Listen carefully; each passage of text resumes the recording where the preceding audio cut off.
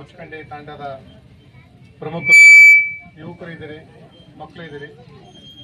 ಎಲ್ರಿಗೂ ಪೊಲೀಸ್ ಇಲಾಖೆಯ ಪರವಾಗಿ ನಿಮಗೆ ಸ್ವಾಗತ ಬಯಸ್ತೀನಿ.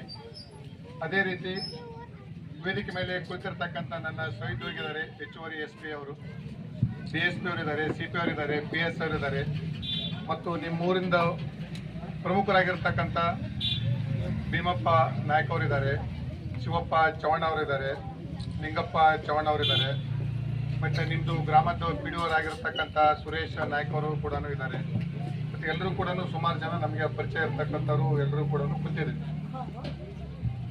ಇವತ್ತು ಉದ್ದೇಶ ಏನಿತ್ತು ನಮ್ಮದು, ಯಾಕೆ ನಿಮ್ಮೂರಿಗೆ ಬರಬೇಕು ಅಂದರೆ, ಮೊದಲು SP ಅವರು ಯಾರು ಬಂದಿದ್ರು ಇಲ್ಲೋ ನನಗೆ ಗೊತ್ತಿಲ್ಲ, ಬಂದಿರಬಹುದು. ಬಂದವ್ರ ಕಾನೂನು ತಿಳುವಳಿಕೆ ಬಗ್ಗೆ ಹೇಳಿರ್ಲಿಕ್ಕಿಲ್ಲ, ಅಥವಾ ನೀವು ತಿಳ್ಕೊಂಡ್ರೂ ಕೂಡ ಅದನ್ನು ಇಂಪ್ಲಿಮೆಂಟು ಮಾಡಿರ್ಲಿಕ್ಕಿಲ್ಲ. ನಿಮ್ಗೊಂದು ಕಾನೂನು ತಿಳುವಳಿಕೆ ನೀಡಬೇಕು.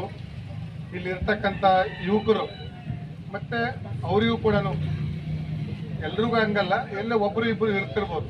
90% ಭಾಗ ಒಳ್ಳೆಯವರಿದ್ದಾರೆ. ಪ್ರತಿ ಊರಾಗಿದ್ದಂಗೆ ಕೂಡ ಈ ಊರಾಗೂ ಹೌದು ಇದು ಮಾಡ್ತಕ್ಕಂಥದ್ದು ಒಂದು 10% ಜನ ಇರ್ತಾರೆ. ಮುಖ್ಯವಾಗಿ ಮಕ್ಕಳಿಗೆ ಅವ್ರು ನೋಡ್ತಾರೆ. ಇವತ್ತು ಇಷ್ಟು ಜನ, ಒಂದು 5 ರಿಂದ 6 ಜನ ಪೊಲೀಸ್ ಅವರು ಇದ್ದೀರಿ, ಆಫೀಸರ್ಸ್ ಇರಿ. ಆ ಮಕ್ಕಳಲ್ಲಿ ಕೂಡ ಒಂದು ಬರ್ತೈತೆ, ನಾನು ಕೂಡ ಪೊಲೀಸ್ ಆಫೀಸರ್ ಆಗಬೇಕು ಅಂಬೋದು. ಯಾಕಂದ್ರೆ ಸುಮಾರು ಜನ ಪೊಲೀಸಲ್ಲಿ ಕೂಡ ಒಬ್ಬರನ್ನೊಬ್ಬರು ನೋಡಿ ಆಗ್ತಾರೋ, ಇನ್ಸ್ಪೈರ್ ಆಗ್ತೋ ನಾವು, ನಾನು ಪೊಲೀಸ್ ಹಂಗಾಗಬೇಕು, ನಾನು ಡ್ರೆಸ್ ಹಂಗೈತೆ. ಅದು ಇಲ್ಲಿ ಕುಂತಿರ್ತಕ್ಕಂಥ ಎಲ್ರಿಗೂ ಕೂಡ ಎಲ್ರಿಗೂ ಆಸೆ. ಭಾರತದಲ್ಲಿ ಯಾರು ಗಂಡು ಮಕ್ಕಳಿದಾರ, ಇತ್ತೀಚೆಗೆ ಹೆಣ್ಮಕ್ಳಿಗೂ ಸ್ಟಾರ್ಟ್ ಆಗಿದೆ. ಪ್ರತಿಯೊಬ್ಬರಿಗೂ ಕೂಡ ನಾನು ಪೊಲೀಸ್ ಯೂನಿಫಾರ್ಮ್ ಇರಲಿ, ಮಿಲಿಟರಿ ಯೂನಿಫಾರ್ಮ್ ಇರಲಿ ಹಾಕ್ಬೇಕನ್ಸುತ್ತೆ ಎಲ್ರಿಗೂ. ಕೆಲವೊಬ್ಬರಿಗೆ ನಾವು ಲಕ್ಕಿ ಅದೀವಿ, ತಂದೆ ತಾಯಿ ಪುಣ್ಯ, ಹಿರಿಯರ ಪುಣ್ಯ ಎಲ್ಲ ನಮಗೆ ಸಿಕ್ಕದ. ಹೆಚ್ಚಿಂದು ವಿಷಯ ಬೆಳೆಸಿದ್ದೇನೆ. ಮೊದಲು ನಾನು ಎಜುಕೇಷನ್ ಬಗ್ಗೆ ಹೇಳ್ತೇನೆ ನಿಮ್ಗೆಲ್ರಿಗೂ ಕೂಡ.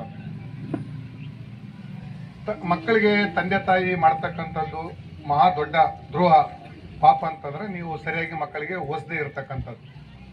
ಯಾವ ತಂದೆ ತಾಯಿ ಮಕ್ಕಳಿಗೆ ಚೆನ್ನಾಗಿ ಓದಿಸಂಗಿಲ್ಲ, ಅವರು ಮಹಾ ದೊಡ್ಡ ಪಾಪ ಮಾಡಿದಂಗೆ ಮಕ್ಕಳಿಗೆ. ನಿಮ್ಮ ತಂದೆ ತಾಯಿ ನಿಮ್ಗೆ ಓದಿಸಿಲ್ಲ, ಪಾಪ ಅವರಿಗೆ ಅನುಕೂಲ ಇದ್ದಿಲ್ಲ, ಅವಾಗ ಕಷ್ಟ ಇತ್ತು, ನಮ್ಮದು ಎಜುಕೇಷನ್ ಸಿಸ್ಟಮ್ ಇದ್ದಿಲ್ಲ.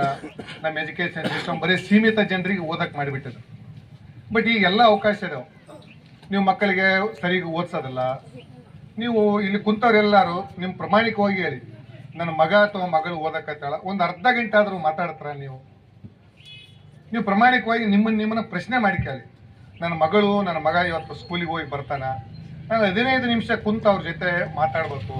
ಇವತ್ತು ಸ್ಕೂಲ್ನಾಗ ಏನು ಕಲಿಸಿದ್ರು, ನಿನಗೆ ಏನು ತೊಂದರೆ ಐತೆ ಸ್ಕೂಲಲ್ಲಿ, ಕನ್ನಡ ತೊಂದರೆ ಇದೆನೋ, ಗಣಿತ ತೊಂದರೆ ಇದೆನೋ, ಇಂಗ್ಲೀಷ್ ತೊಂದರೆ ಇದೆನೋ, ಯಾರು ನಿನ್ನ ಫ್ರೆಂಡ್ಸ್ ಯಾರ್ಯಾರು, ನಿನ್ನ ಯಾರಿದ್ದಾರೆ, ನಿಮ್ಮ ಟೀಚರ್ ಹೆಸರು ಏನು, ನಿಮ್ಮ ಹೆಡ್ ಮಾಸ್ಟರ್ ಹೆಸರು ಏನು, ಅಲ್ಲಿ ಬಿಸಿ ಊಟದ್ದು ಚೆನ್ನಾಗಿ ಕೊಡ್ತಾರೇನೋ, ನಿನಗೇನಾದರೂ ಸಮಸ್ಯೆ ಇದೆನೋ, ಊಟ ನಿನಗೇನು ಮನೆಗೆ ಹಿಡಿಸ್ತದೋ ಇಲ್ಲೋ, ಏನಾದರೂ ಯಾರಿಗಾದ್ರೂ ಟೀಚರು ಹೇಳೋಣ, ನಾನು ಯಾರಾದ್ರೂ ಕೇಳ್ತವ? ನಾನು ಅನ್ಕೋತೀನಿ 100ಕ್ಕೆ 100 ಯಾರು ಕೇಳ. ಮತ್ತು ಹೆಂಗೆ ಬೇಡ್ತಾರೆ ಈ ಮಕ್ಕಳು? ನೀವೆಲ್ಲ ಆಸೆ ಪಡ್ತೀರಿ, ನಾನು ಚೆನ್ನಾಗಾಗಬೇಕು,